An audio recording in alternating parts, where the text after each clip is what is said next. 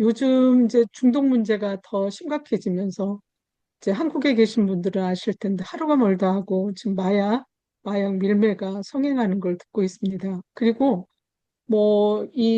오늘은 이제 제가 그 아동 청소년 스마트폰을 이제 중심으로 말씀을 드리는데 사실 이 인터넷 게임, 온라인 도박 많은 주제들이 있는데 자료를 정리하다 보니까 너무 많은 거예요. 그래서 오늘 시간에 좀 다룰 수 있는 내용으로 제안을 해서 그 말씀을 드리려고 합니다.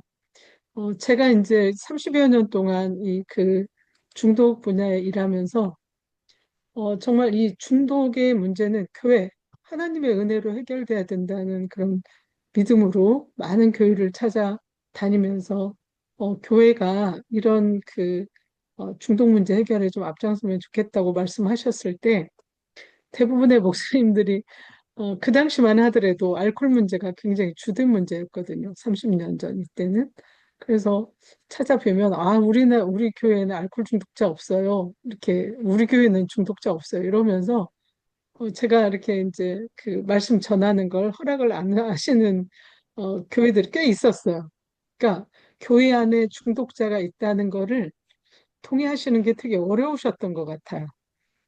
네, 그때만 해도 이 중독의 문제가 뭐 국가의 문제라거나 그렇게 막 일반적인 그 주요 문제가 아니어서 이제 교회 이렇게 찾아뵈면 이렇게 흔쾌히 저를 받지 않았던 그런 상황이 있었습니다. 근데 올해 들어서 제가 이렇게 그 교회에 가거나 하면 굉장히 환대를 하시고 특히 스마트폰 아이들 스마트폰 아이들뿐만 아니라 교인들의 교회에 와서 스마트폰을 너무 많이 사용을 하고 예배에 집중하지 않는 거에 대해서 굉장히 걱정을 하십니다.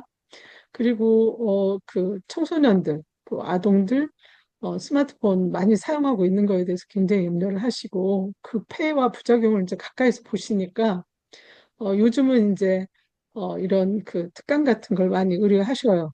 그래서 가서 이제 아이들도 만나고 청소년들도 만나고 또 학부모들도 만나서 정말 이 스마트폰이나 인터넷 게임이 얼마나 우리들한테 많은 피해를 주는지 같이 이야기하고 이제 어떻게 이런 아이들을 관리할 건지도 지금 얘기를 하고 있는데요. 그래서 제가 그 일전에 2024년도 작년도에 알코올하고 그 마약 종류 강의를 했었어요. 그래서 아마 제 강의를 들으신 분도 계실 것 같은데요. 하여튼 오늘은 이 스마트폰, 인터넷 게임까지 하려니까 너무 자료가 많아서, 사실은 그리고 우리가 이제 인터넷 게임 스마트폰은 미디어 중독으로 묶어서 또, 설명을 하기도 합니다. 그래서 이 스마트폰만 잘 아셔도, 인터넷이나 게임과 대략 유사하기 때문에 가름하셔도 되겠다. 이제 이런 생각이 듭니다. 그리고 이제 요즘 청소년들에게서 정말 많이 문제가 되는 게 도박이에요. 온라인 도박.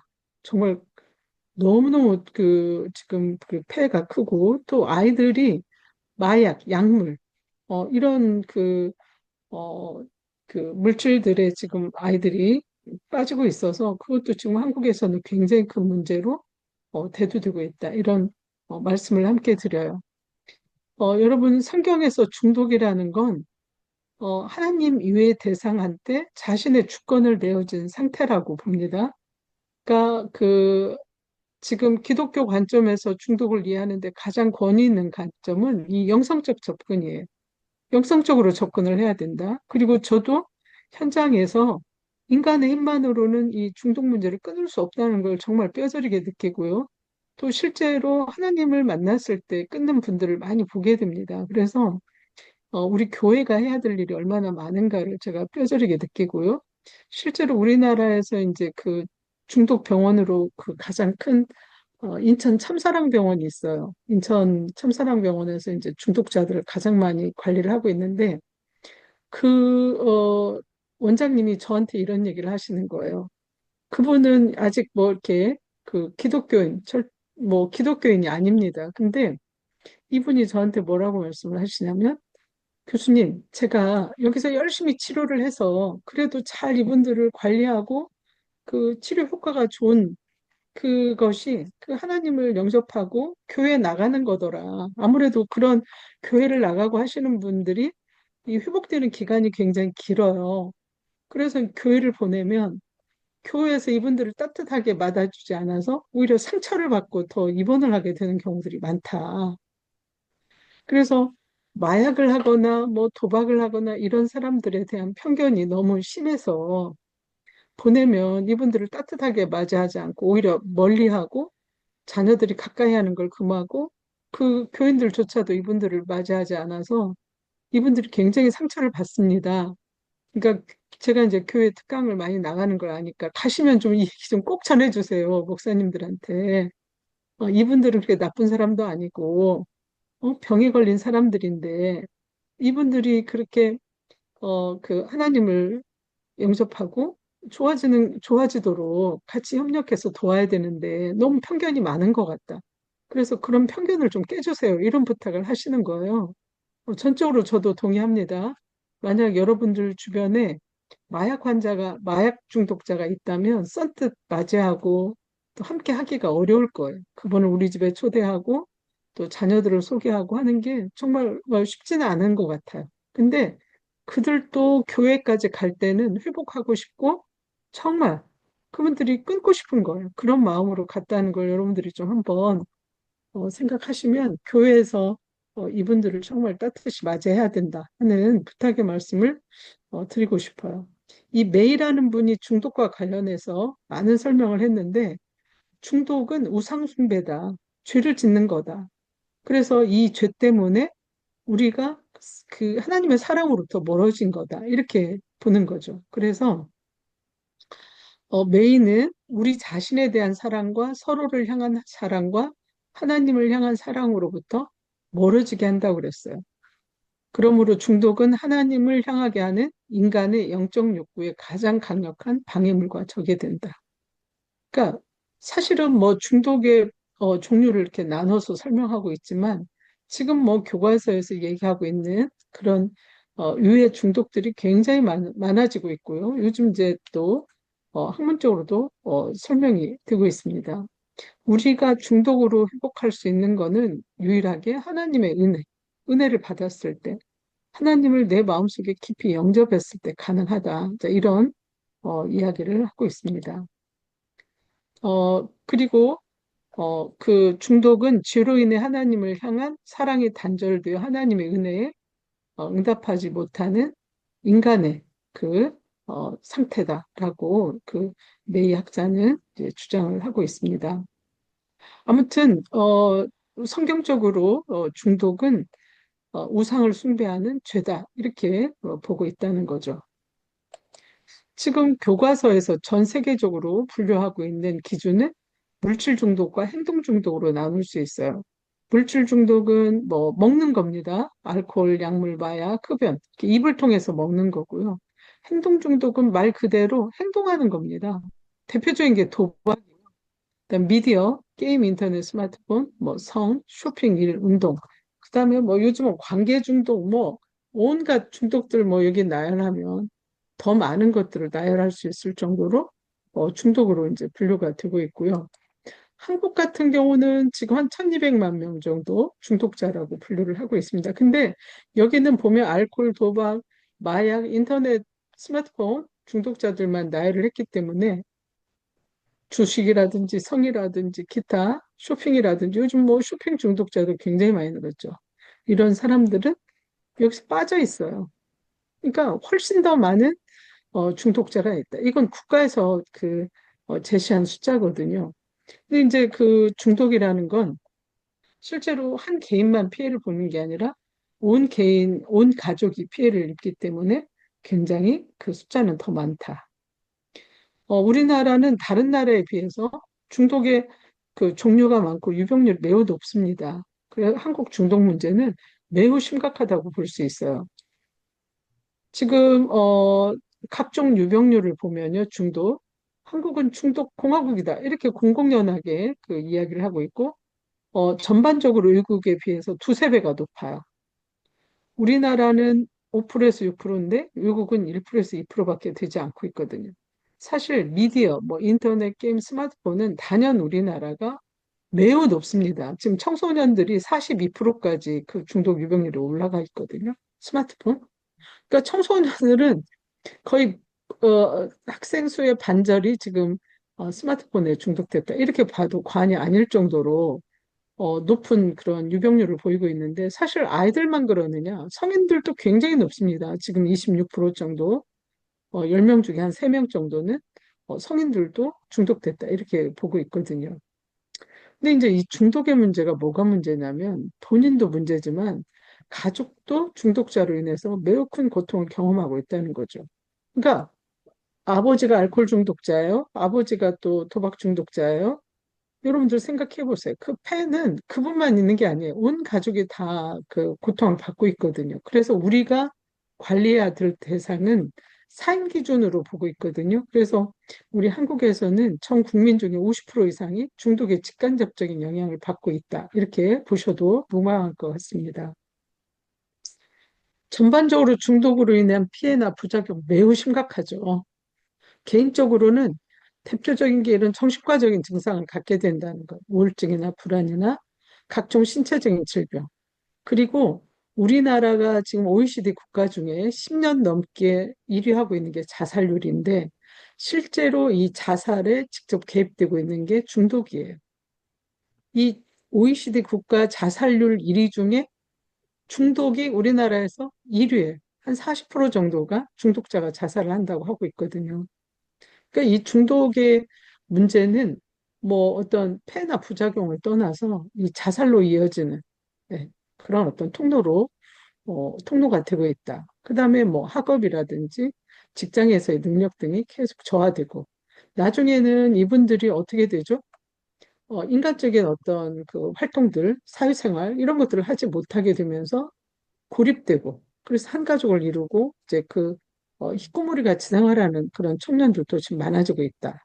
이제 이런 그 앞으로 우리가 정말 주요 문제라고 그 평가되는 그런 행동들이 지금 굉장히 많아졌고 제가 작년에 그 청소년 그 청년들 고립 청소 청년들 관련해서 서울시에서 하는 프로젝트에 참여를 했었는데요. 정말 너무 많은 청년들이 고립되어서 1인 가구로 지내고 있는 이런 현상들을 보고요. 그 청년들이 아무것도 하지 않아요.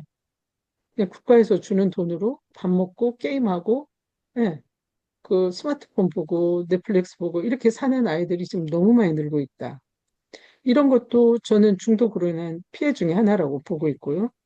가족들은 별거 이혼, 가정폭력, 가족관계 해체되죠. 대부분 해체됩니다, 나중에.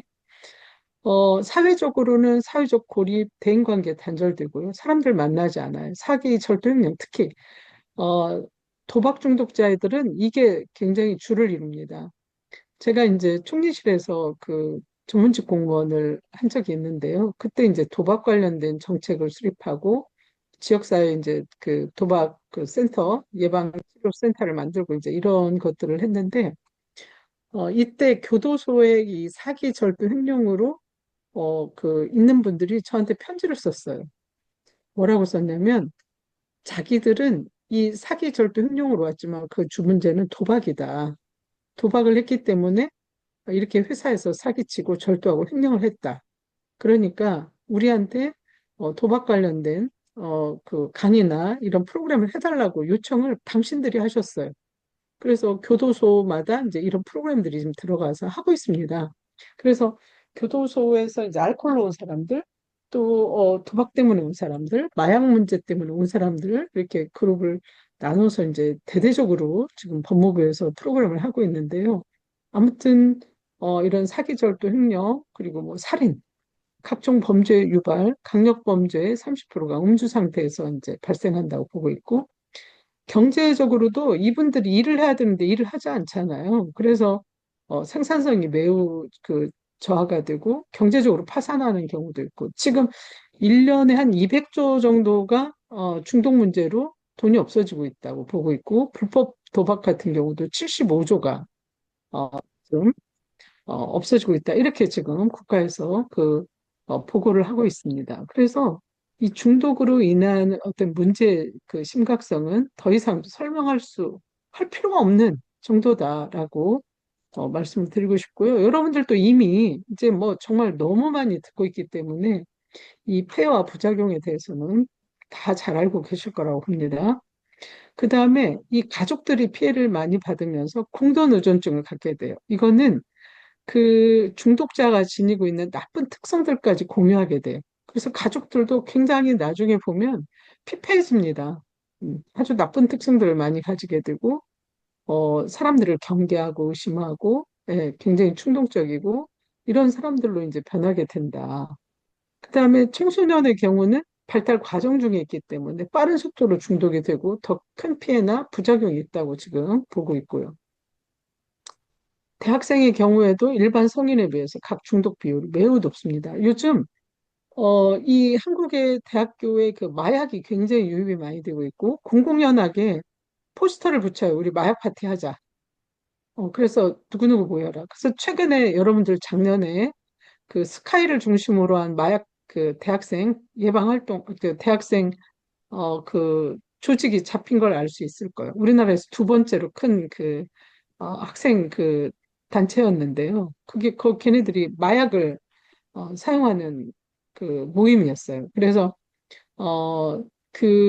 제가 이제 그 내용을 좀 이렇게 들여다보니까 어, 상당히 그 인터뷰도 굉장히 빡세게 했어요. 좋은 학교가 정해져 있었어요. 스카이를 중심으로 한 좋은 대학, 그 다음에 부모님이 뭐 하는지, 가정 경제적인 수준도 파악을 했고요. 그래서, 모집을 한 거예요. 그리고 좋은 호텔을 예약하고 좋은 차를, 준비하고 이래서 그 학생들을 굉장히 현혹시켰는데 결국은 마약하고 섹스하고 그 좋은 호텔에서 놀고 이제 이런 모임이었거든요. 그래서 작년에 이제 우리 한국에서 엄청나게 충격을 받았고 그래서 제가 이제 대학생 예방 활동단 단장으로서 그 대학교 프로그램을 이제 진행한 적이 있습니다. 근데 의외로 그 외국에서 이제 그 학생들이 굉장히 많이 유입되고 있거든요. 그러니까 큰 대학들은 1년에 한 2천 명 이상 외국 학생들이 지금 학교에 오고 있어요. 근데 그 아이들이 그 나라에서 대마라든지 기타, 요즘 이제 대마 같은 데가 허용된 데가 많잖아요. 이미 하고 있었고, 또 그런 걸 하는 걸 그냥 그렇게 어려워하지 않아요. 대부분 이제 기숙사에서 생활을 하는데, 그 아이들이 기숙사를 중심으로 이제 마약 파티를 하고, 이런 것들이 공공연한 비밀도 아닌 그런 현실이 되고 있다. 그래서 대학가가 지금 온통 난리가 났습니다. 그래서 작년에 식약처에 이제 예산을 많이 올렸고 전국에 센터를 만들고 대처를 하고 있는데 마약 문제가 밀물듯이 들어오고요. 그다음에 마약을 사기가 굉장히 쉬워졌어요. 가격도 엄청 싸졌고요. 요즘 그 마약 1만 원대면 뭐 인터넷 뭐 이런 스마트폰 통해서 그냥 삽니다. 그러면 이게 배달되는 속도가 서울, 경기, 인천권에서는 짜장면보다 빨리 온다는 거예요. 그냥 지금 제가 주문을 하고 우리 집 밑에 그 화단 어디에 놓고 가라고 하면 금방 와요. 저 돈 붙이면. 그러니까 비용도 1만 원대로 떨어지고 그러니까 이게 이제 하기가 쉬운 거예요. 사기도 비밀 보장도 되고 그래서 지금 뭐 누가 얼마나 사용하고 있는지를 가름하지 못할 정도로 지금 확산되고 있다. 그래서 마약의 문제가 굉장히 심각해지고, 뭐, 외국의 우리 가끔 보면은 뭐, 유튜브 들어가서 보면은 응? 미국의 마약거리 이렇게 치면은 나오는 그런 것들이 우리나라에서도 조만간, 저는 생길 거라고 봐요. 그 마약의 거리가. 예. 여러분, 지금 홍대 쪽에 가면은 이미 이전부터 마약은 굉장히 많이 하고 있었어요. 아마도 된다면 그쪽 거리가 되지 않을까 이렇게 예측이 되는데 하여튼 뭐 스마트폰을 떠나서 지금 우리나라 마약의 문제가 엄청 심각해지고 있다. 이제 이런 어, 그 생각이 들고요. 스스로 이런 중독을 끊을 수 있을까? 의지만으로 할 수 있을까? 못한다는 거예요. 어. 본인 혼자서 할 수 있으면 얼마나 좋겠어요. 어. 그러니까 어떤 전문가의 노력도 어렵다는 거죠. 그래서 우리가 하나님의 도움을 받을 수밖에 없다. 하나님의 은혜를 경험해야 된다. 그러면서 평생 전문가의 도움을 받아야 된다. 이건 만성적인 문제다. 그리고 일단 중독이 되어서 회복되었다 하더라도 죽을 때까지 회복자로 살아가야 돼. 그래서 이 중독자들은 끊었는가? 끊었다. 그럼 돌아가신 거예요. 그래서 살아있는 동안은 ING, 회복 상태. 지속적인 만성적인 문제이고 정말 하나님을 강력하게 영접하지 않으면 정말 많은 고통을 받는 걸 저는 옆에서 정말 수십 년간 본 거죠. 그래서 저는 제가 여러 번 말씀드리는데 정말 교회가 나서면 좋겠다.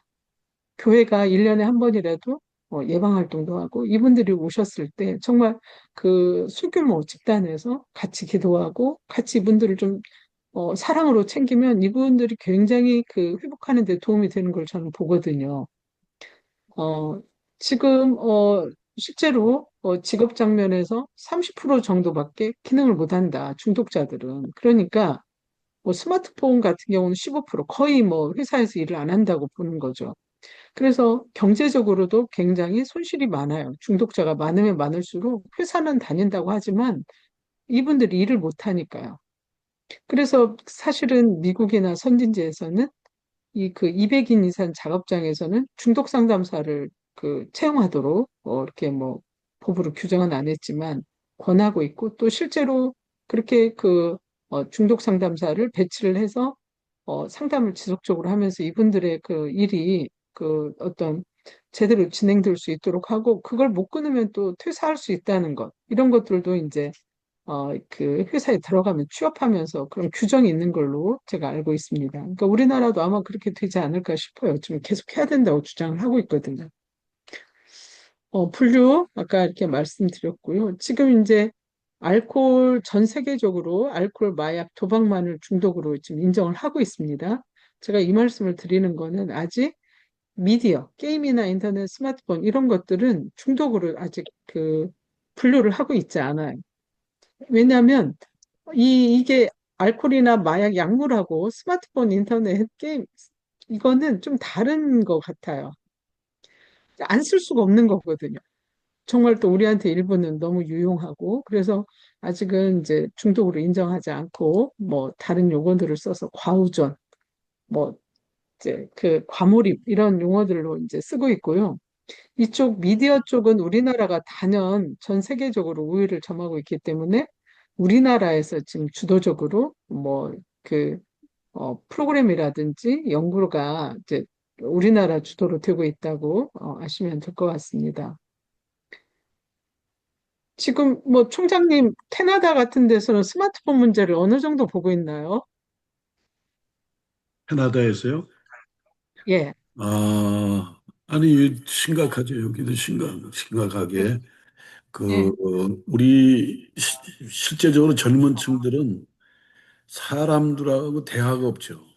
그거 스마트폰하고 친구가 예, 돼서, 예, 에, 카페나 예를 들어서 어느 공공장소에 가도 대화가 없죠. 그거 붙들고 계속, 에, 음, 그러니까 스마트폰이 친구가 돼서, 우리 네, 그나마 이제 50대 이상은 이제 모이면 막 웃으면서 대화하고 뭐 이렇게 하잖아요. 네, 그 아주 젊은 층들이 전혀 그런 어떤 관계성에서 네, 그 폐해가 심하죠. 그걸 이제 네, 그렇게 지금 여기도 그렇습니다. 예, 예. 예. 그러니까요. 지금 우리나라 아까도 말씀드렸지만 청소년들 근 50%가 지금 과의존됐다. 이렇게 지금 평가를 하고 있으니까요. 이게 근데 전 더 될 거라고 봐요. 부모님들 만나보면 자기 자녀 스마트폰에 과의존 안 됐다고 하는 분이 없거든요. 다 이것 근데 때문에. 그게 문제는 네, 가족 간의 대화도 없는 거죠. 예. 맞아요. 그래서 이제 가족이 이제 가족 개념이 이제 예, 전혀 부모와 자녀의 관계 속에서 그런 그 따뜻한 어떤 그 릴레이션십 이런 게 없어져서 맞습니다. 그래 이제 그게 문제죠. 그게 문제입니다. 네. 좀 그래서 하여튼 정말 문제인 것 같아요. 앞으로도 더 문제고. 또 이제 뭐 여기서 부작용 말씀드리겠지만 아이들이 이제 생각하기를 싫어하고요. 대화하고 긴 말 문장으로 하는 것도 싫어하고 예, 이런 것들이 이제 정말 그 총체적인 문제인 것 같아요. 그리고 충동적으로 행동하게 되고 생각을 안 하니까 충동적으로 행동하는 것들이 그 굉장히 나쁜 행동들이 주로 이제 나오게 되고 이제 이런 것들이 앞으로 더 문제가 될 거라고 보는데요. 하여튼 중독의 정의를 그 국제적으로 이렇게 그 사용하고 있는 게 이 두 가지예요. 여러분들이 그래도 박사 과정이고 전문 과정이기 때문에 중독의 정의를 어떻게 나누는가는 좀 보셔야 될 것 같아서 제가 이렇게 그 책 겉표지하고 이렇게 뒀는데요. 지금 올해 DSM-5TR이라고 해서 정신질환의 진단 및 통계 매뉴얼 제5판 텍스트 개정판 이게 지금 현재 사용되고 있고 또 세계보건기구 WHO에서 이 개정판을 만든 이게 이제 두 개 중독 정의를 나누는 교재로 사용이 되고 있으니까 여러분들이 이런 정도는 아셔야 될 것 같아요. 정의가 어떻게 됐는가? 그래서 여기서 보면 중독 원래 의도했던 것보다 더 많은 양이나 오랜 기간 동안 사용하는 거, 또 내가 그거를 중단하거나 조절하려고 노력했지만 뜻대로 안 되는 거, 그 다음에 그것을 구하기 위해서 뭐 많은 시간을 보내는 거, 이런 자기가 조절하려고 했지만 조절 능력이 손상된 거. 그 다음에 어떤 그 직장이나 학교 과정에서 중요한 역할, 책임을 수행하지 못하는 것. 또 그 다음에 어떤 대인관계 문제가 지속적으로 나빠지고 있는데도 계속 그 중독 행위를 하는 것. 그리고 중요한 사회적, 직업적 활동, 여가 활동을 포기하거나 줄이는 것. 그러니까 사회적으로 손상을 입게 되는데도 하는 것. 그 다음에 신체적으로 해가 되는 상황에서도 반복적으로 하게 되고, 그 다음에 반복적으로 신체적, 정신적 문제가 생기거나 악화되는 걸 알면서도 사용하는 것. 이런 위험한 물질을 사용하거나 행동을 하는 것. 이런 것들이 중독의 정의라고 보시면 되겠습니다. 한번 읽어보시고요. 또 원하는 효과를 얻기 위해서, 그러니까 뭐 스마트폰도 처음에는 한 시간만 해도 굉장히 즐거웠는데 아이들이 나중에 그 시간을 굉장히 늘리는 것 때문에 부모들하고 갈등이 많거든요. 그러니까 내성이 생기면 동일한 효과를 얻기 위해서 시간이 이제 증가해야 되는 거. 그 다음에 게임을 한다면 게임의 내용이 굉장히 강력하고 정말 흉악하게 되는 것들까지 아이들이 이제 하게 되거든요. 이런 것들 내성이라고 하고 금단이라는 거는 그걸 하지 않았을 때 굉장히 불편한 경험을 하는 걸 우리가 금단이라고 정의를 합니다. 그래서 여기서 보면 지난 12개월 사이 최소 2개 이상 나타난 경우, 두 개에서 세 개는 경도, 네 개에서 다섯 개는 중등도, 여섯 개 이상은 고도다. 이렇게 분류를 하는 걸 여러분들이 알고 계시면 될 것 같아요. 그리고 이제 아까 말씀드린 WHO, ICD-11도 거의 유사합니다. 거의 유사하니까요. 여러분들 한번 읽어보시면 될 것 같습니다. 그래서 이 WHO에서 정의하는 거는 의존성이 있다, 내성이 있다, 금단 증상이 있다, 사회에 해를 끼친다. 이제 이런 것들이 중독의 정의라고 그 얘기를 하는데요. 이거는 아까 말씀드린 DSM 5TR하고 거의 유사하다고 보시면 되겠습니다. 그래서 결국은 WHO에서는 뭐라고 얘기를 하냐면 중독으로 인해서 건강, 신체적, 정신적 어, 문제, 가족 문제, 인간관계, 직장, 학업 및 범죄 발생 등의 문제가 발생하였음에도 불구하고 조절하지 못하고 끊지 못하고 계속 사용하게 되는 경우를 우리가 중독됐다. 이렇게 정의를 내리고 있습니다. 근데 아까도 말씀드렸지만 스마트폰, 인터넷, 게임은 아직 중독이라고 부르지 않아요. 그래서 이것들을 좀 각자 부르고 있습니다. 스마트폰 중독, 인터넷 중독 이렇게 그 하는 거는 복지부에서는 이렇게 어, 얘기를 하고 또 있어요.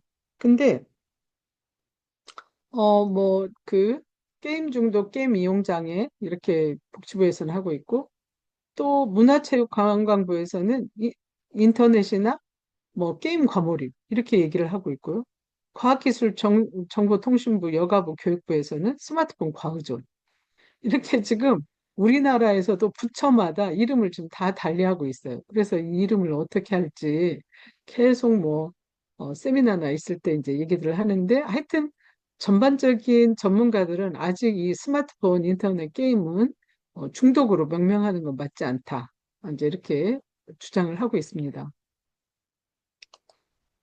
오늘 이제 여러분들한테 말씀드린 것처럼 지금 가장 뭐 게임, 인터넷, 스마트폰 중에서도 미디어 중에서도 가장 문제가 되고 있는 스마트폰 과의존에 대해서 한번 말씀을 드리겠습니다. 그러니까 이 스마트폰 과의존은 아직 이런 국제적인 정신과 편람에서는 중독으로 인정을 하지 않고 있어요. 그래서 한국에서는 스마트폰 중독이라는 용어를 사용하지 않고 독자적으로 스마트폰 과의존이라는 용어를 보편적으로 사용하고 있다. 이렇게 여러분들이 아시면 되겠습니다. 그리고 이제 스마트폰 과의존된 상태는 뭐냐? 과도한 스마트폰 이용으로 스마트폰에 대한 현저성. 현저성은 뭐냐면 개인의 삶에서 스마트폰을 이용하는 생활 패턴이 다른 형태보다 두드러지고 가장 중요한 활동이 되는 거를 우리가 현저성이라고 말을 하죠. 그러니까 스마트폰 아침에 눈 뜨면 손에 스마트폰을 쥐고 사실 잘 때까지 들고 다니고 스마트폰을 잃어버리거나 하는 거는 정말 너무너무 충격적이고 힘든 상황이죠. 그러니까 스마트폰이 정말 그 말로 표현할 수 없는 중요성을 갖게 되는 그런 것들을 이제 우리가 현저성이라고 하죠. 현저성이 증가하고 스마트폰에 이용하고 의존하는 그런 경향성이 높아지고 그다음에 조절 실패하는 거예요. 우리 제가 최근에 이제 대학교 지금 4학년 학생을 하나 만나고 있는데 그 친구는 이 스마트폰 때문에 그 학교 생활을 잘 할 수가 없어요. 그러니까 새벽까지 항상 스마트폰을 사용하니까 학교에도 늦고 공부를 안 하니까 또 시험도 못 보고 이제 이런 것들이 발생을 하는데도 나이가 군대도 갔다 오고 26살이 넘었는데도 이거에 대한 그런 이 스마트폰이 자기를 얼마나 망치고 있는 거에 대한 감이 없는 거예요. 그래서 어머님이 부탁을 하셔서 만나게 됐는데 그래서 제가 한번 이렇게 얘기를 했어요. 지금 내가 너한테 하는 얘기는 대개는 초중 학생들한테 하는 얘기를 하고 있어, 지금. 대학교를 다니고 군대 갔다 온 사람한테 할 얘기가 아니에요. 어. 그런데도 그거를 통제하는 게 너무 힘든 거예요, 이 친구가. 그래서 정말 많은 고통을 경험하고 있고, 그래서 학생이 이제 본인이 좀 어떻게든 좀 조절해 보려고 요즘 많이 노력을 하고 있는데요. 그 과정에서 이제 이 아이가 그 태도를 바꾸기 위해서 해야 되는 어떤 그 삶의 목표라든지 어떻게 살아야 되는지 굉장히 그런 얘기를 좀 요즘 많이 하고 있어요. 그러니까 단순히 하지 마라 이런 거 가지고는 되지 않아서 좀 더 고차원적인 그런 어떤 이야기들을 통해서 이 아이가 스마트폰 사용을 줄이려고 자발적으로 결정하는 그런 지금 과정 중에 있긴 합니다. 하여튼 이런 문제적인 결과가 있죠. 여러 가지 심리적, 신체적, 사회적으로 부정적인 결과가 있는데도 계속 사용해. 음. 자, 순순히 전도사님, 제가 잘 기억하는지 모르겠어요. 전도사님으로 아까 충작 부르셨던 것 같은데 네. 어떠세요? 거기 상황은 어떠세요? 그 교회 상황은? 글쎄, 저희 교회에서는 뭐, 아까 교수님 이야기하셨듯이 뭐, 한두 명 정도, 알코올 중독으로 사실 죽은 사람이 있었어요, 얼마 전에. 예, 예, 한 60대 초반인데, 음, 근데 그분의 알코올 중독이라고 교회 자체에서는 잘 몰라요. 부분적으로 아는 사람들만 알지. 그 어머니가 저희 교회 권사님이시고 그러신데, 부분적으로 이제 그 가정을 아는 사람만, 그 어머니가 이야기한 사람들만 알지, 교회 전체적으로 알고 있지는 않아요. 그래서 그냥 개별적으로 아시는 분들이 기도하고 이러셨는데, 뭐 일도 하시고 이러셨는데, 물론 파트적인 일을 하시고 이랬는데, 어머니보다 음, 앞서가시고 그랬어요. 그래서 좀 슬픔이 좀 많이. 그 어머니가 이제는 조금 회복이 돼서 교회도 나오시고 하시는데, 단체적이라든지 전체적으로 알 수 있는 그런 상황이 교회 자체에서는 알리지도 않고 벌어지지도 않아요. 그래서 전체적인 케어가 교회 자체에서는 안 돼요. 만약에 아까 이야기했듯이 아, 어떤 중독자가 많을 경우에는 어떤 중독이 음, 뭐 청소년들이라든가 뭐 인터넷이라든가 뭐 이런 어떤 뭐 담배라든가 뭐 이렇게 마약 같은 경우는 아예 들어오지도 않죠. 그건 알지도 뭐 음, 하는지 아는지도 모르죠. 그러니까 교회적으로는 그것이 아직까지 뭐 우리 저기 한국 교회 다른 교회는 어떤지 모르지만 우리 교회도 그나마 좀 큰 교회인데도 불구하고 아직까지는 뭐 별로 그런 게 없는 것 같아요. 예, 저는 없지 않다고 봐요. 중독자 가족들도 굉장히 많이 가거든요. 근데 그걸 공개했을 때 교인들의 반응에 대한 태도인 것 같아요, 이분들이. 예, 그러니까 아직 우리 교인들이 이런 중독 문제 있는 분들을 받아들이는 게 좀 이렇게 편치는 않은 것 같아요. 그러니까 이분들이 힘들어서 나가긴 하지만 이 말씀은 안 하시는 거예요, 사실은. 그러니까 예, 그런 것 그래서 같아요. 네, 교회가 좀 그런 이야기들을 편하게 할 수 있는 분위기를 이제 만드는 게 저는 뭐 목사님이야 임직자들의 태도라고 보거든요. 그래서 교회에서 설교하실 때 가끔 이런 문제로 고통받는 분들은 누구를 좀 찾아보라든지 또 상담실이 있으면 상담을 받으라든지 그럴 수 있다는 걸 이렇게 말씀만 주셔도 제가 알기에 중독자들은 안 나가더라도 중독자 가족들은 교회를 많이 나가고 있거든요. 예, 사실은. 예, 예. 예. 근데 우리가 이제 그분들이 누군지를 몰라서 지금 좀 돕지를 못하고 있는데 그분들이 그런 자기의 고통을 얘기할 수 있는 그런 좀 분위기가 교회 내에서 이제 만들어져야 된다. 이제 이런 말씀을 전 드리고 싶은 거죠. 음.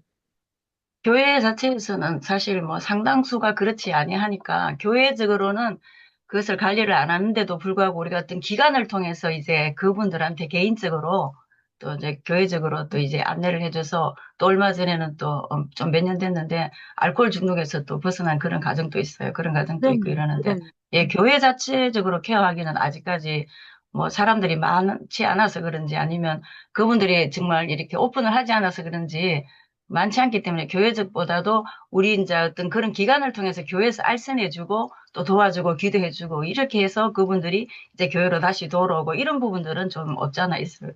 근데 지금 네. 단체적으로 아직 뭐 우리 교회 같은 경우에는 뭐 이렇게 글쎄 마약을 하는 사람이 있는지는 몰라요. 근데 그런 말은 들어본 적이 없는 것 같아요. 아직까지는 청소년들. 그렇죠. 마약하면 지금 우리나라에서는 엄청나게 경계를 하고 무서운 거 나쁜 걸로 알고 있기 때문에 가시더라도 오픈도 안 하고 가족들도 오픈을 안 하실 거예요. 굉장히 주변의 비난이라든지 경계, 편견 이런 것들이 두려우시다고 말씀을 하세요. 저는 이제 중독자도 만나고 가족들도 만나잖아요. 그러니까 이분들이 가서 오픈을 못 하시는 거예요. 그러니까 의외로 이런 고통이 있는 분들이 교회를 많이 나가고 있다.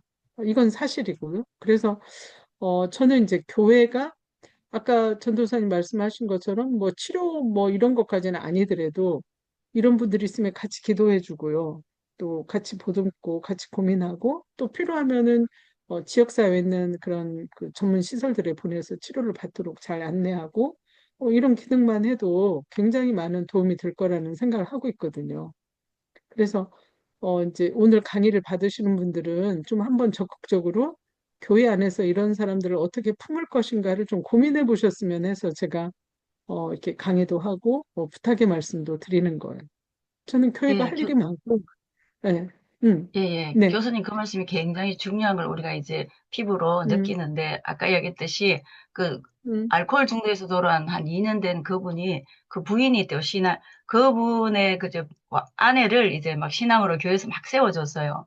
세워주고 음, 또 교회 일들을 맡고 하니까 또 그에 따라서 그 남편도 이제 다른 어떤 외부 기관을 통해서 또 해보게 되면서 같이 또 이제 봉사할 수 있는 길로 접어들고 그게 이제 음, 우리가 기도하고 믿음으로 심어주고 사람들을 자꾸 믿음 안으로 이제 교회 안으로 정착시키기 위해서 또 믿음으로 세워주고 또 어떤 일들도 마치고 뭐그 안내 주차 봉사라든가 이런 것들 있잖아요. 음, 그렇게 음, 가벼운 것들 시키고 이렇게 해서 지금 완전히 다 회복된 걸로 알고 아이들 맞아요. 딸이 셋인데 예 결혼도 거의 이제 음, 다 하고 뭐 이렇게 돼 있는 상태로 알고 있어요. 잘 맞아요. 회복되고 있는 걸로 알고 있어요. 중요한 맞아요. 교회에 이제 중직으로 이제 자리 잡고 있는 것 같아요. 맞아요. 그러니까 어떻게 보면 그냥 우리가 누구한테나 할 수 있는 그런 관심이었는데 이분들한테는 그냥 완전히 인생이 바뀐 거죠. 삶이 네. 바뀌었고 죽을 뻔한 사람들이 살아나신 거고. 그래서 저는 교회가 뭘 막 엄청나게 뭘 하라고 하는 게 아니고 그런 분들이 왔을 때 우린 니네들 이해할 수 있어. 잘 받아들일 수 있고 그럴 수 있어. 이런 그 편안한 분위기를 좀 만드는 게 저는 교회 내에서 굉장히 중요하다고 봐요. 그래서 이분들이 자신의 어떤 고통이나 어려움을 좀 와서 이렇게 호소할 수 있고 또 도움도 요청할 수 있는 그런 곳이 교회가 돼야 된다. 이제 이런 부탁의 말씀을 드리고 싶은 거죠. 음. 그래서 제가 이제 그 올해부터 중독 전문 상담사 과정을 교회 중심으로 하고 있는데 한 600명 정도가 오셨어요, 지금. 예, 그래서 이제 지금 그 저기 과정을 운영하고 있는데 지금 한 500여 분 지금 그 끝까지 좀 같이 하고 있거든요. 그래서 저는 그분들이 교회 안으로 갔을 때 이제 이런 분위기들이 자꾸 만들어질 거라고 보고 있고요. 지금 해외 선교사님들이 한 100여 분 오셔서 또 강의를 듣고 있고, 그래서 자꾸 우리가 어떻게 이분들을 맞이할 건가에 대해서 같이 고민하고, 또 지역사회 봉사하고 하는 것들을 좀 고민하고 있는데요.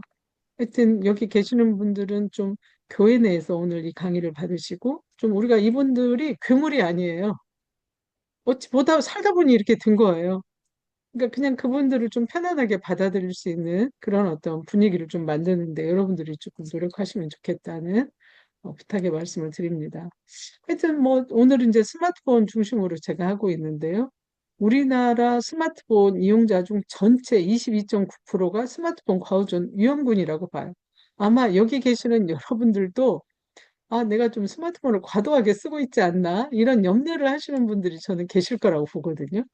네, 자신도 스스로. 우리 윤미숙 전도사님 강의 듣고 계시나요? 말씀 나눌 수 있나요? 음, 예. 여보세요? 네네. 네네. 듣고 그 있습니다. 전도사님, 예, 전도사님은 하루에 스마트폰을 아, 몇 시간이나 쓰는 것 같으세요? 저는요, 이제, 여러 가지 알림을 주었을 때 주로 많이 보고요. 음, 이제, 그렇게 많이 사용은 하지 않고 있어요. 네. 스마트폰, 아이, 예, 예. 다행이네요. 네. 예, 아니, 예. 나이 드신 분들도 꽤 많이 사용을 하시더라고요. 그래서 네. 고민하시는 분들도 있고, 제 아, 가까운 예. 친구도 저한테 한번 내가 이러이러한 상태인데 내가 지금 중독 상태지? 그래서 그런 것 같다라고 얘기한 정도가 적도 있거든요. 지금 그러니까 이제, 예, 중독 상태를 보면은요, 대부분이 중독 상태인 것을 볼 수가 있어요. 스마트폰을 손에서 놓지를 않는 것들을 많이 볼 수가 있거든요. 예, 그래서 네, 스마트폰이 없으면은 불안해하는 젊은이들을 볼 때 음, 조금, 이거는 너무 심하지 않는가, 이제 이런 네, 생각을 가지고 있죠. 네. 그러니까 예, 목사님들도 이제 저를 보면은 설교 시간에 예. 다 스마트폰 보고 있어서 맥이 풀린다 이렇게 말씀하시는 분들도 계세요. 그 아, 스마트폰 보지 말라고 하면 엄청 불안해하고 또 너무 예, 강요하면 교회 안 나올 것 같고 이걸 어떻게 하면 네네. 좋겠냐고. 예, 그래서 예, 어떤 교회는 들어갈 때 스마트폰 차단하는 것도 막 붙여놓고 요즘 예. 뭐 그 각종 지혜를 지금 발휘하고 있는데 하여튼 예. 어, 교회도 이 문제는 남일이 아닌 예. 것 같아요. 스마트폰도 중요하고 요즘 젊은 사람들이 정신적인 상태에서 굉장히 미약한 음, 상태를 볼 수가 있거든요. 제가 이제 그 네, 자살 예방 교육 있죠? 예, 네네, 자격 취득해가지고 그것들을 좀 상담하고 있는 가운데 있는데요. 음, 굉장히 요즘 좀 심각합니다. 맞아요. 근데 네네. 아까도 말씀드렸지만 자살하고 이 네네. 중독, 근데 네네. 불가분한 관계이다. 뗄래야 뗄 수 없는 관계고, 예, 그리고 네네. 뭐 저도 뭐 청소년들 온갖 뭐 그 고립된 청소년들, 뭐 외로운 청소년들, 성인들 만나고 있는데 그분들이 네네. 한결같이 우리가 생각하는 것처럼 외롭지 않다고 하는 것 중에 하나가 스마트폰이에요. 게임, 네네. 예, 인터넷. 예. 예, 예, 굉장한 바빠요. 이거 보는 것만도. 예, 예, 그래요. 그리고 왜냐하면 그런 것들 가운데서 충족하지 못하면은 자살 충동이 또 일어나거든요. 그래서 네, 자살을 하려고 하는 자기도 모르게 기찻길 옆에 서 있다든지 자기도 모르는 음, 사이에 그곳에 가고 싶다든지 하는 젊은이를 만난 적이 있거든요. 그래서 네네. 굉장히 심각한 상태입니다. 네. 근데 네, 예. 이게 저도 이제 그걸 왜 실감하고 자살하고 있어요. 관련이, 자살하고 관련이 있냐면 중독이 네네. 되면 우울이나 불안 장애를 동반하게 돼요. 우울증. 네네. 정신적인 네, 문제거든요, 지금. 네네. 네, 맞습니다. 예, 예. 좋은 예, 일 하고 굉장히 계시네요. 심각합니다. 네네. 네, 네, 네. 열심히 하셔요. 좋은 일 하고 네네. 계셔요. 감사합니다. 네. 네. 네. 하여튼 이렇게 지금 최근에 조사한 결과 보면은 이렇게 이제 조금씩 줄어들긴 하고 있지만 하여튼 22.9%, 10명 중에 2.3명 정도가 지금 이제 중독이 됐다고 볼 수 있고요. 여기 보셔요. 청소년들, 성인이나 60대는 감소하지만 유아동과 청소년, 유아동, 청소년은 이렇게 늘고 있어요. 42.6%. 음. 근데 더 걱정은 이 아동이에요. 아동. 아동하면 보통 우리가 0세에서 9세까지를 말하거든요. 이 아이들이 이미 25.9%가 중독 상태면 제가 말씀드렸죠. 이 상태가 꾸준하게 평생 갈 수 있다. 계속 늘어나는 거예요. 근데 이제 나중에 말씀드리겠지만 이런 유아동, 청소년기에 중독이 되면 어떤 일이 생기는가. 네, 이게 큰 문제인 거죠, 지금. 여기서도 보면은 뭐 계속 게임 높아지고 SNS, 요즘 계속 문제되는 게 SNS. 이것 때문에 상당히 지금 문제가 되고 있죠. 쇼폼. 애들이 긴 드라마 이런 거 안 봐요. 지금 그 영화라든지 이런 드라마 같은 것도 쇼폼으로 잘 올 수 있도록 그 구성을 하고, 예. 그래서 짧게 애들은 긴 거 보지 않아요. 그냥 대략적으로 짧은 거 보고 내용 엮고 이제 이런 걸 선호하지 애들이 다 처음부터 끝까지 보고 느끼고 이런 것들을 좋아하지 않는다는 거죠. 그다음에 틱톡이라든지 뭐 인스타 이런 거 주로 이제 아이들 좋아하는 게 이런 것들이라는 거. 그다음에 유튜브 쇼츠 뭐 이런 거. 근데 요즘 문제는 뭐냐면 이 알고리즘이에요. 그러니까 뭐 넷플릭스를 보거나 그러면 뭐 자기가 좋아한다고 생각되는 걸 좋아요 이렇게 추천하면 그것과 관련된 드라마나 뭐 영화가 쭉내 성향에 맞는 것들을 주니까 안 볼 수가 없는 거예요. 이 저 스마트폰도 마찬가지고요. 그래서 이 그 알고리즘 때문에 그 뭐 쇼츠라든지 이런 거 보면 처음에는 한두 개 봐야지 하는데 뭐 두세 시간을 그냥 보고 있다든지 이제 이런 것들이 굉장히 이제 문제가 되고 있고 이런 쇼츠 지금 예. 쇼츠를 보통 학생들한테 물어보면 하루에 두세 시간씩 보고 있다. 그냥 시간 가는 줄 모르고 내가 좋아하는 그런 그 내용을 계속 올려주니까 그냥 볼 수밖에 없다. 이제 이렇게 지금 이야기를 하면서 이제 많이 보고 있다. 지금 뭐 그 유튜브 쇼츠 뭐 이런 거 그 연령별로 이렇게 나눠 놨는데 아무튼 그 성인 같은 경우에도 이렇게 많이 보고 있어요. 46.4%. 60대도 그 유튜브나 쇼츠를 이렇게 굉장히 많이 보고 있고 어떤 나이 드신 분은 저한테 그러시더라고. 아이고, 저 심심하지 않아서 좋아. 그리고 내가 좋아하는 거 올려주니까 되게 도움이 많이 돼. 이렇게 말씀을 하시고요. 주로 이제 그 성인들이 뭐 어른들이 보는 거 뭘까? 유튜브 보면은 건강 관련된 거. 하루 종일 건강 관련된 거 보고 계시고. 아니, 뭐 그런 건 혼자 그냥 다른 고민하고 계시는 것보다 뭐 유용하긴 할 것 같은데. 그래도 너무 이 스마트폰에 의존하는 그런 생활은 오히려 건강을 더 해치죠. 이제 그래서 그런 말씀을 드리기도 하는데, 하여튼 이 알고리즘이 굉장히 지금 우리 그 스마트폰 사용에 영향을 많이 미치고 있다. 그러니까 알고리즘은 내가 주로 보거나 좋다고 한 거를 계속 유사한 그런 내용들을 올려주기 때문에 계속 보게 된다. 이제 이런 것들이 주요 문제고요. 지금 실제로 자기 조절이 잘 안 되고 있다. 이렇게 얘기를 하고 있어요. 전반적으로 나는 내가 조절을 지금 못하고 있다. 하고 싶어도 잘 안 된다. 이제 이런 반응들을 하고 있고요. 심각하다. 우리 정말 10명 중에 8명은 우리나라 같은 경우는 매우 심각하다. 매우 심각하다고 지금 보고 있어요. 그러니까 사용하는 나나 또 내가 보는 자녀의 문제나 다 심각하다. 너무 많이 이 스마트폰을 켜고 산다. 이거에는 뭐 모두 다 거의 다가 다 동의를 하고 있고요. 그다음에 이제 여기 자녀한테 스마트폰을 그 보여주는 상황이 있는데요. 대부분은 이제 어린아이들한테는 공공장소에서 자녀를 통제하거나 부모의 활동 시간을 확보하기 위해서 준다. 그러니까 이제 공공장소에 가면 식당이나 이런 데 갔을 때 아이들 조용하게 있게 하려면 스마트폰 주면 그 엄마 따라온 아이들이 또 한 테이블에 앉아가지고 다 스마트폰 보고 있거든요. 이런 경우들. 그 다음에 부모의 활동 시간 확보하려고요. 음, 부모 좀 쉬어야 되고, 이럴 때 이제 아이들한테 스마트폰 쥐어주면 엄마가 한두 시간 쉴 수 있으니까 주는 경우가 많고, 또 그 다음에 자녀의 교육이나 학습 수단으로 이제 시작을 하게 되는 경우도 있고, 그 다음에 이제 식사나 재우기 등에 양육의 보조 수단으로 이제 이렇게 준다는 거죠. 그리고 이제 자녀가 때를 쓸 때 주는데 다 이런 이유로 주는 거는 좋지 않다라고 얘기를 합니다. 그래서 적어도 3세까지는 이런 어떤 그 자극들, 그런 영상의 자극들, 이런 거, 심지어 TV도 못 보여주도록 우리가 하고 있거든요. 이거는 굉장히 아이들한테 부정적인 피해를 주기 때문에 그렇죠. 응?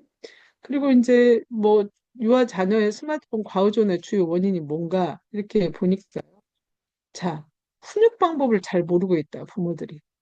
음. 그러니까 맞벌이 증가 등으로 인해서 훈육 시간이 지금 굉장히 부족하고, 자녀의 스마트폰 훈육 방법을 모르는 거예요. 어떻게 이걸 통제를 해야 되는지, 또 그 부모의 편의에 의해서 스마트폰을 사용하게 되면서 아이들 보는 걸 방임하고 있고, 그 다음에 이게 저는 굉장히 중요하다고 보는데 스마트폰을 대체할 다른 놀이 환경이 지금 부족한 거예요. 애들을 좀 놀려야 되는데 그런 놀이 환경이 부족하다. 이것도 굉장히 주요 문제여서 지금 계속 이제 뭐 다른 부처에서 아이들 놀 수 있는 프로그램 만들고 특히 이제 문체부에서 노력을 많이 하고 있는데요. 하여튼 이 스마트폰을 대체할 재밌는 그런 활동들이 부족하다. 이제 이런 것도 주요 원인으로 지금 파악이 되고 있습니다. 이제 콘텐츠 모음이 있어서요.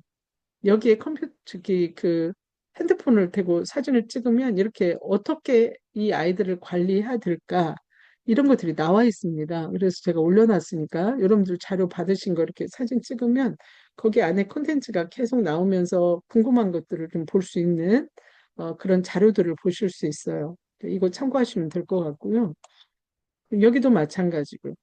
여기도 여러분들 아시죠? 핸드폰으로 이렇게 찍으시면 이렇게 보고 싶은 자료들이 뜹니다. 그래서 한번 보시면 나중에 이제 이런 그 콘텐츠를 활용하시면 교육 장면에서 유용하게 쓰실 것 같아요. 최근에 이제 25년 올해인데요. 이제 그 청소년 미디어 이용 습관을 조사를 했더니 경미하게 이제 감소하고 있다. 아주 반가운 소식이죠. 하여튼 한국에서 지금 엄청나게 전 부처가 나서서 이런 미디어 관련된 문제를 좀 줄이기 위해서 노력을 하고 있는데 다행히 이렇게 조금 감소를 하고 있다는데 너무 통계적으로 유의하지 않은 미미한 숫자여서 과연 의미가 있나 이런 생각이 들었어요. 그러나 뭐 어쨌거나 많이 늘지 않고 감소 추세에 있다는 건 정말 반가운 일이죠. 특히 이제 중학생들이 많았는데 중학생의 이제 감소세가 두드러지고 있다. 근데 왜 그런가 하고 봤더니 교육이나 상담, 병원 치료 등 맞춤형 치유 프로그램 지원이 많이 이루어지고 있고, 그 다음에 초등학생 고학년 대상 기숙형 치유 캠프 시범 운영 등이 되고 있고, 이런 지원 확대되고 있다는 전망이 기인하고 있다고 했는데, 제가 맨 마지막 장쯤에요. 여러분, 한국에서 이런 프로그램을 하고 있는 걸 일단 다 올려봤어요.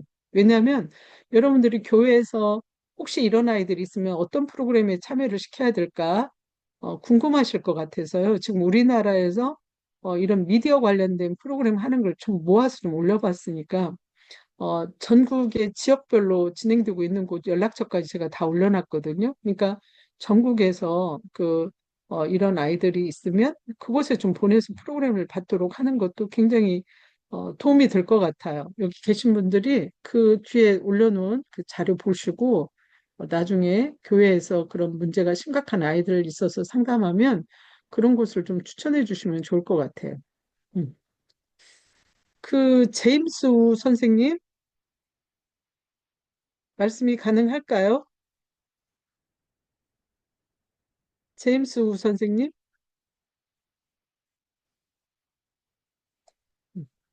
자, 예, 네, 예, 예, 말씀해 주세요. 안녕하세요. 네, 예, 안녕하세요. 예, 아이고, 계세요. 그 어떠세요? 어, 그 교회 현황은 학생들. 어, 저희 교회도 마찬가지예요. 똑같고요.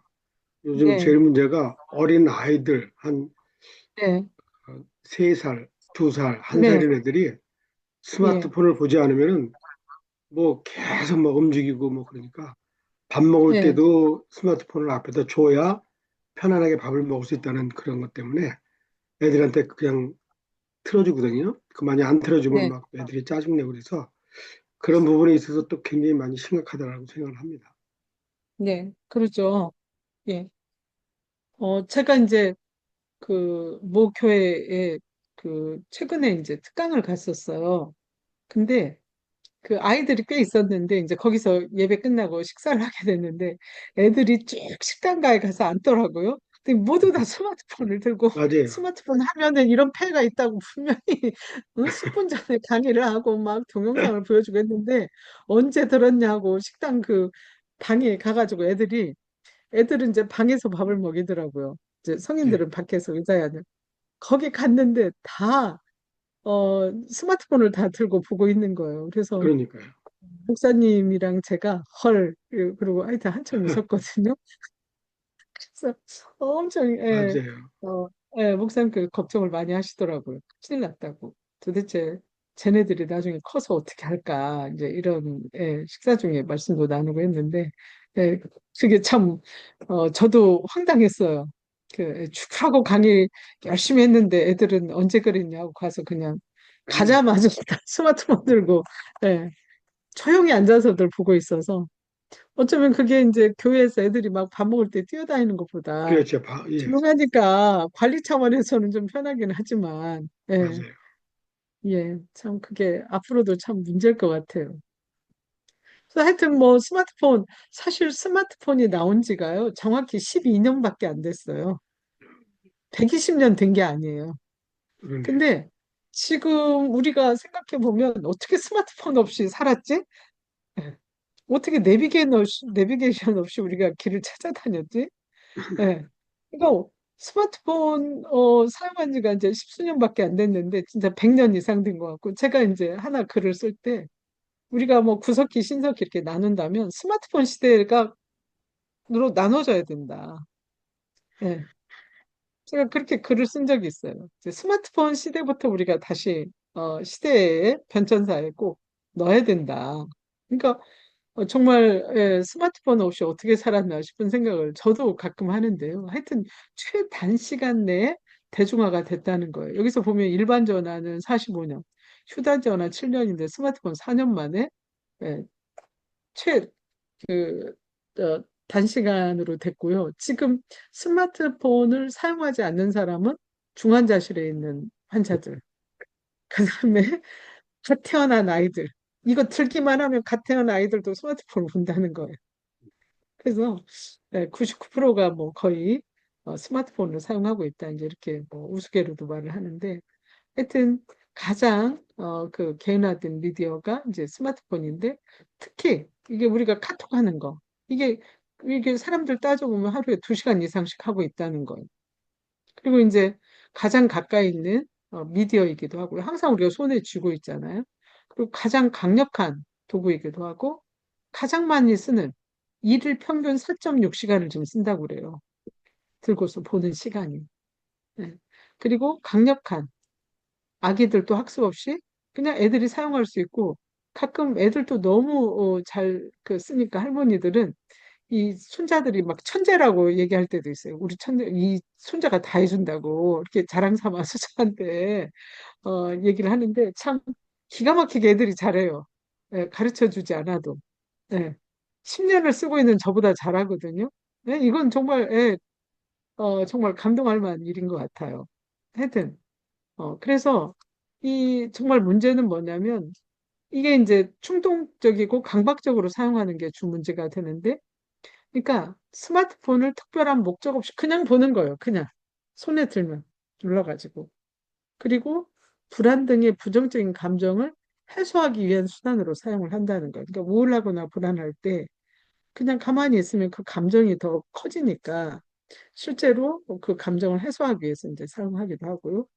그다음에 내성과 금단 말씀드렸는데 스마트폰을 예전보다 더 많은 시간 사용해야 만족감을 느끼고 사용할 수 없을 때 불안감, 초조감, 우울감, 짜증, 공허 같은 그런 심리적인 불편감이나 집중력이 저하되고 수면 장애 같은 신체적인 증상을 겪는 상태. 예. 그러니까 어떤 중독이든지 내성이 생겨요. 양도 늘어나고 시간도 늘어나고 그걸 하지 않으면 불편해집니다. 이걸 금단 증상이라고 하거든요. 음. 그다음에 신체적인 통증, 아까도 말씀드렸어요. 이렇게 신체적 통증, 학업 등의 문제를 일으키고 비행이나 이탈 행동에도 영향을 줘서 이런 스마트폰 미디어 사용을 위해서 이제 거짓말을 하거나 돈을 훔치는 등의 행동을 보이기도 해요. 그래서 나중에 일탈 행동을 하게 되죠. 아이들이 품행장애나 반사회적인 행동으로 그 성격으로 이제 변화되는 이유 중에 하나인 것 같아요. 그 다음에 주변 사람들과 갈등을 계속 빚는 거죠. 그러니까 왜냐하면 아까 우리 하영찬 목사님 말씀하셨지만 스마트폰 사용에만 집중하니까 주변 사람들하고는 소홀하게 돼요. 그리고 또 소홀하고 대화도 안 하게 되면 그 상대에 대해서 잘 모르고요. 그죠? 갈등이 발생하고 실제 관계에서 이제 멀어지는 그런 현상이 생겨요. 그래서 어떤 사람을 통한 행복을 느끼기보다는 대물 관계, 물건을 통해서 기쁨을 얻게 되는 이제 그런 어떤 상태가 되어버리는 거. 그래서 가족이라고 해도 가족도 아니고요. 친구라고 해서 친구도 아니고 요즘 이제 가끔 자주 이렇게 보여주는 사진 중에 하나가 친구들 네 명이 쭉 와서 소파에 앉아 있는데 대화를 하지 않고 핸드폰으로 너 뭐 먹을래? 치킨, 피자. 그러면 뭐 먹고. 그래서 시켜가지고, 그러니까 언어로 말을 안 하는 거죠. 카톡으로 네 명이 앉아가지고 옆에 살을 대고 앉았는데도 카톡으로 이야기를 하고 시켜서 밥을 먹고 치킨을 먹고 하는 그런 영상들. 예, 이게 그냥 보편화된 거고 애들한테는 아무렇 이상하지 않은 거예요. 음. 대화하지 않고 사는 거. 그게 일상화됐다는 거죠. 제가 이제 그 사례를 몇 가지 이제 제가 이렇게 실제 봤던 사례를 이제 좀 소개를 하려고 하는데요. 이게 그 스마트폰 하느라고 잠을 안 자고 학교도 안 가서 엄마가 스마트폰을 버리겠다고 그 이제 경고를 하니까 어머니 목을 조르면서 구타하고 욕설을 퍼부어댔어요. 아마 여러분들 주변에서 애 가끔 들으실 거예요. 그래서 이제 엄마가 놀래가지고 경찰 아들에 신고를 했어요. 근데 이제 경찰이 이 학생을 데리고 심리상담센터를 방문을 했거든요. 근데 이제 제가 굉장히 놀랐던 게 뭐냐면 하루가 지나면 우리가 보통 이제 그때는 막 욱해가지고 했다 하더라도 하루가 지나면 좀 미안하고 부끄럽잖아요. 엄마한테 엄마 목을 졸랐으니까. 근데 이 아이는 그날 하루가 지났는데도 경찰하고 왔는데 엄마한테 한 행동에 대해서 미안하거나 부끄러워하지 않고 엄마한테 계속 욕설을 하면서요. 왜 그러니까 스마트폰을 내가 못하게 했냐라고 계속 소리를 질러대는 걸 보고 제가 엄청 충격을 받았거든요. 네. 그러니까 아이들이 이런 스마트폰 때문에 정말 그 행동상의 판단력이나 이런 것들을 다 잃고 있다고 봐요. 이 학생, 뭐 그러면 남학생만 하냐? 아니에요, 여학생이에요. 5학년 학생인데 이 학생도 굉장히 이제 수업 시간에 엎어져 자고 이제 학교에 가서 공부도 안 하고 하니까 어머니한테 이제 선생님이 말을 한 거예요.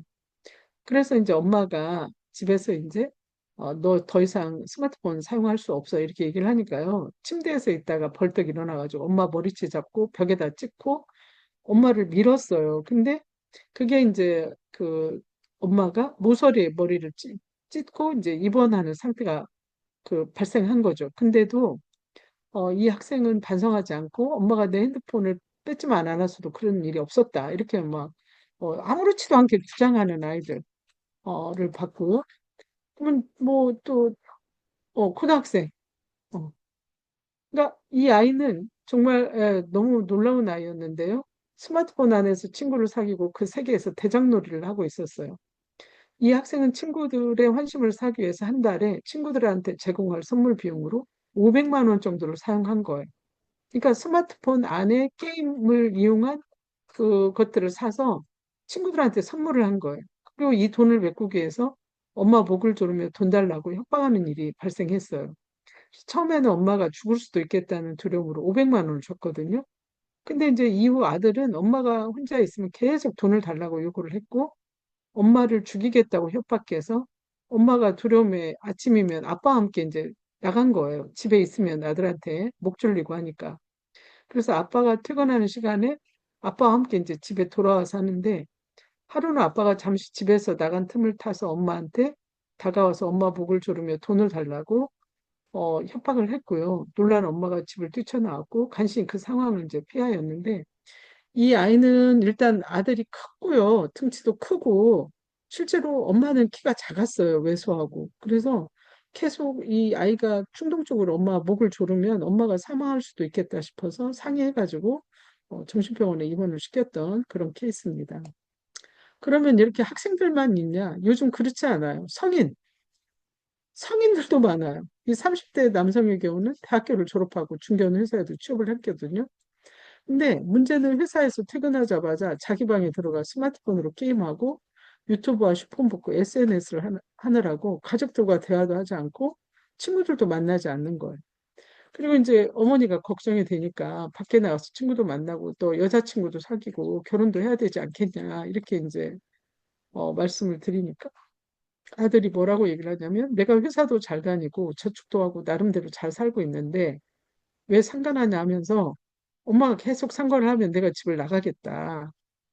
그러니까 이 어머니는 중고등학교 때 스마트폰을 하면 문제가 되는 줄 알았는데 성인이 돼서 스마트폰에 중독이 되어 지내니까 관여하기도 더 어렵고 속상한 문제인 것 같으면서 앞으로 이 문제를 어떻게 해결해야 될지 굉장히 걱정을 하셨어요. 차라리 어렸을 때 한 것보다 더 문제라는 거예요, 얘가 지금. 그리고 이제 자칫하면 돈 버니까 집 나가겠다고 하고 이렇게 이제 그러면 이 아이가 나가가지고 혼자 살면서 정말 아무하고도 대화도 안 하고 실제로 이제 이렇게 그 중독 상태로 지내게 될 것 같은데 어떻게 하면 좋겠냐 이제 이러고 지금 어머니들이 이렇게 큰 아들들 걱정을 하면서 오셔요. 그러니까 참 이런 문제들을 어떻게 해야 될지 모르겠어요. 혹시 김친구 목사님이신가요? 제가 이렇게 어떻게 호명을 해야 될지 모르겠네요. 예. 아, 예, 어떠세요? 이 사례 선교사입니다. 보시면서. 예, 선교사님이요. 네, 네. 저는 뭐 외국에서 계속 너무 오래 살아갔고, 네, 이제, 이제 한국에 와 보니까 이제, 어, 더 심한 거죠, 외국보다. 이 상황들이. 네, 네. 뭐, 지하철에서 걸어가면서도 막 네, 스마트폰 보고 준비. 있고, 네, 네. 그래서, 어쨌든 이런 부분, 이제 전체적인 사회적으로 문제가 점점 이제 더 커지고 있다라는 생각이 좀 듭니다. 그래서, 네, 이게 뭐 기술이 발전하고 경제가 뭐 그렇게 되면서 또 핵가족 사회가 되다 보니까 이제 뭐 서로 관여를 안 하는 사회가 점점 한국은 돼가다 보니까 음, 이게 더 이제 안 되는 것 같아요. 근데 예, 아직까지 이제 좀 저개발 국가들은 이제 옛날 모습을 가지고 있기 때문에 음, 이제 뭐 어른들이 아이들에 대해서 이제 이렇게 훈계하거나 이런 것들을 사회가 음, 받아들이는데 한국은 뭐 그 자체가 지금 안 되는 상황이다 보니까 여러 가지 뭐 그 사회 상황이 이런 상황을 만들었고 또 이 상황이 그런 사회 상황을 더 악하게 만드는 악순환이 계속 음, 되는 것 같아요. 한국은요. 네. 예, 맞습니다. 맞아. 혹시 어디서 선교하셨어요? 이제 투르키에 있었습니다. 쭈르키예요. 또 네. 나가실 건가요? 네, 다음 달에 다른 나라로 아, 가려고 합니다. 그래요. 와, 그러셔요. 네. 지금 제가 그 중도 그 전문 상담사 과정에서 선교사님들은 무료로 참여를 하도록 하고 있거든요. 그래서 혹시 관심 있으시면 들으시면 좋겠어요. 좀 네. 선교사님들은 무료로 제가 지금 강의를 듣도록 하고 있어요. 예. 그 제일 끝장에 그 안내장이 있으니까 보시고 내년 지금 1기가 12월 27일에 끝나고요. 내년 5월부터 2기가 시작이 됩니다. 관심 있는 분들은 한번 이렇게 연락 주시면 좋겠습니다. 음. 하여튼 뭐 혹시 이런 그 사례들과 관련해서 혹시 여러분들이 또 보신 케이스도 있을까요? 여러분들 주변에서 있었던 그런 상황들. 음.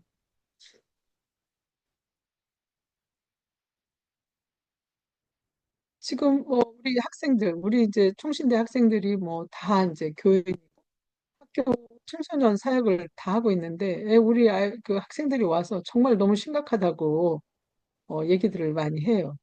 굉장히 중독 상태에 많이 빠져 있고 그런 얘기들을 하는데 여러분들은 교회에서 뭐 그런 어, 그 아이들을 본 적은 없으신가요?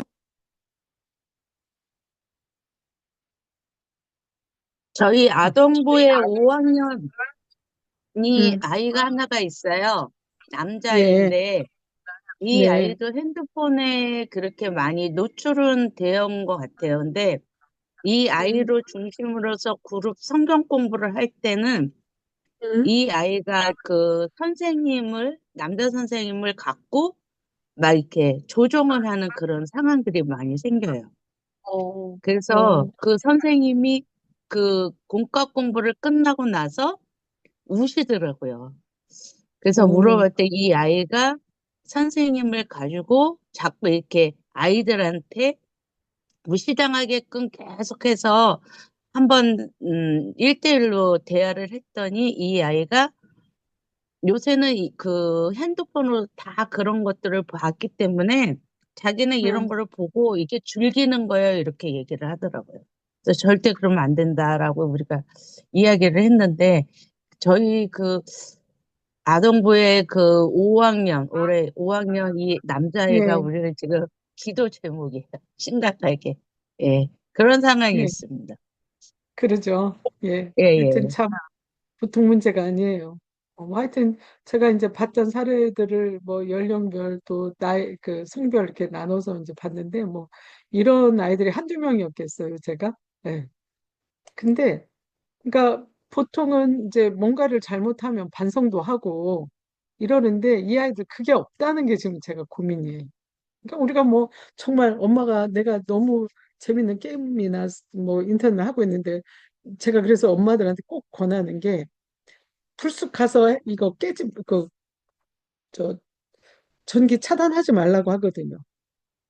언어로 하지 마라 이래야지 가서 이제 어머니들이 코드를 막 딱 빼버리거든요. 그럼 애들 그냥 어 그 노트북이나 보고 있던 그 저기 그냥 던져버리거든요. 아니면은 뭐 엄마 머리 잡고 그냥 때려버리고 목 조르고 절대로 그렇게 하면 안 된다. 그거부터 주의시켜요. 엄마들이 절대로 해. 아이들 할 때 언어로 주의를 줘야지 그냥 행동으로 하셨다가는 큰 난리 나고 어떤 아버지는 발가락이 잘리는 경우도 있었거든요. 네, 던져가지고. 네, 그래서 굉장히 위험합니다. 우리 신사랑 선생님은 뭐 어떠셨나요? 이런 걸 좀 주변에서 보신 적이 있나요? 교회 내에서? 뭐 아니면 뭐, 네. 음. 저도 선교사인데요. 네, 아, 그러세요? 네. 어디 저는, 계세요? 어디 계셔요? 아, 아까 얘기했던 김진구 선교사의 아내입니다. 아, 네. 아이고, 좋습니다. 아, 네. 좀 들으세요. 저는, 중국사님. 어, 제 가족 중에서 조카가 지금은 음, 음. 나아졌어요.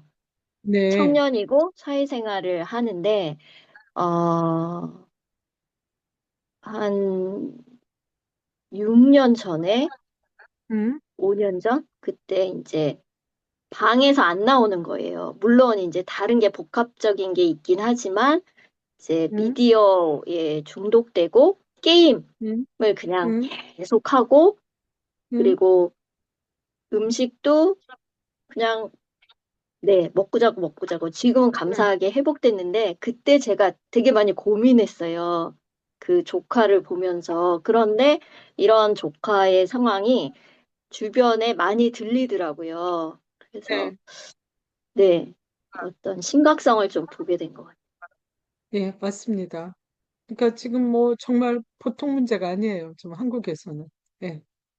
그러니까 자녀 있는 집은 다 걱정해요. 예, 보면은. 그러니까 지금 만 19세 이상 성인 기준 93%가 스마트폰을 사용하고 있고, 우리나라 스마트폰 보급률은 세계에서 지금 가장 높다고 보고 있고요. 이 스마트폰은 어쨌거나 역사를 바꿔놓았어요. 어. 그 뭐 장점도 많죠. 그 우리가 그 정말 그 도움되는 것도 많고요. 근데 그 폐해나 부작용도 많다는 거죠.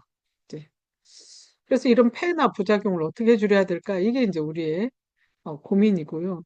하여튼 스마트폰 없는 세상은 우리가 이제 생각할 수가 없죠. 뭐 우리 삶에 너무 깊숙이 들어와 있고 중요하고 활용도는 더 넓어지고. 그러니까 앞으로 10년밖에 안 됐는데도 그 사용이 편리하고 방대하고 좀 요즘 얼마나 진화하고 있어요. 어, 요즘은 뭐 이제 누를 필요도 없고 언어로 하면 AI가 다 그 해결을 해주고 있고요. 하여튼 폐나 부작용이 많다는 거 이거에 대해서는 우리가 이제 굉장히 이제 고민을 해야 되는 문제고 그래서 스마트폰 과의존 유형에 대한 분류를 고위험군, 잠재적 위험군, 일반군으로 이제 분류를 해서 그 고위험군 같은 경우는 스마트폰에 대한 그 통제력을 상실한 그 상태, 대인관계 갈등이나 일상적인 역할 문제, 건강 문제 등이 심각하게 이제 그 발생한 상태를 우리가 고위험군이라고 하고요. 잠재적 위험군은 고위험군으로 가기 직전의 상태. 일반군은 뭐 적절하게 스마트폰을 사용하고 있는 군으로 이제 분류를 좀 하고 있거든요. 그래서 이제 단계별 증상을 보면 초기, 중기, 이제 후기로 나누는데 초기에는 점점 이제 몰입하기 시작하죠. 그래서 수업 시간에 졸다가 꾸중을 듣거나 멍하니 앉아 있기도 하고 또 아침에 일어나기 힘들어서 지각하기도 하고 그러면서 중기 단계가 되면은 서서히 이제 일상적인 그 부적응이 발생하면서 지각하고 조퇴 결석하게 되고 애들이 이제 학교를 안 가요. 그리고 이제 성적도 저하되고 또 거짓말이나 주변 사람들 속이기 시작하고 후기 단계에 오면은 이제 완전히 어떤 중독 상태를 보이게 되죠. 그래서 금단이나 내성, 일상생활 장애 등의 어려움이 느낀다. 그래서 이렇게 단계를 초기, 중기, 이제 후기로 이렇게 나눠 놓고 있다라고 이렇게 그 아시면 되고요. 이제 과의존된 애를 그럼 어떻게 이 친구가 고위험인지 중위험인지 저위험인지 어떻게 하냐? 이게 이제 선별 방법이 있어요. 그래서 두 가지 척도가 있거든요. 스스로 자가 체크가 어려운 영아나 아동들을 위한 관찰자용 척도가 있고요. 두 번째는 스스로 자신의 스마트폰 사용을 점검하거나 자가 체크하는 자가 체크용이 있어요. 그래서 두 가지 예시를 제가 여기 올려놨어요. 여러분들 그 자료 총장님 올려놓으셨을 테니까 이걸 보면서 청소년들은 이거 보고 여기다 체크한 거를 덧셈해서 점수화하면 되는 거거든요. 그래서 여기 제가 채점 방법 이렇게 다 올려놨어요. 그러니까 여러분들이 이 채점을 하시면 이 점수 총점 45점 이상이면 위험 사용자군. 그래서 스마트폰 과의존 경향성이 매우 높기 때문에 관련 기관의 전문적인 지원과 도움을 받아야 된다. 이렇게 지금 설명을 하고 있고요. 42점에서 44점이면 주의 사용군. 스마트폰 과다 사용의 위험을 깨닫고 스스로 조절하고 계획적인 사용을 하도록 하는 것.